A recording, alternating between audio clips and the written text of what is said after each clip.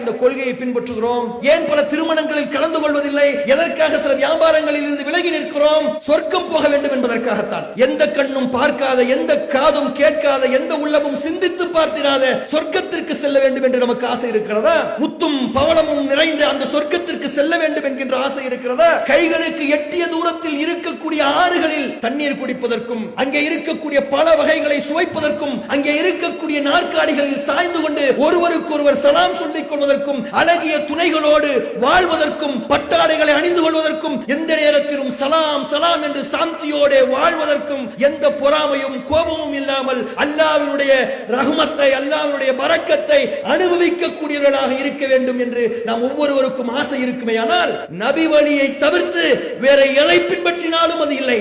நபிகள் நாயகம் ஸல்லல்லாஹு அலைஹி வஸல்லம் அவர்கள் எதை சொன்னார்களோ அதுதான் நபி வழி. சொர்க்கம் செல்ல வேண்டும் என்று ஆசைப்படக்கூடிய நாம் இந்த விஷயத்தில் காம்ப்ரமைஸே வைத்துக் கொள்ளக்கூடாது. No compromise.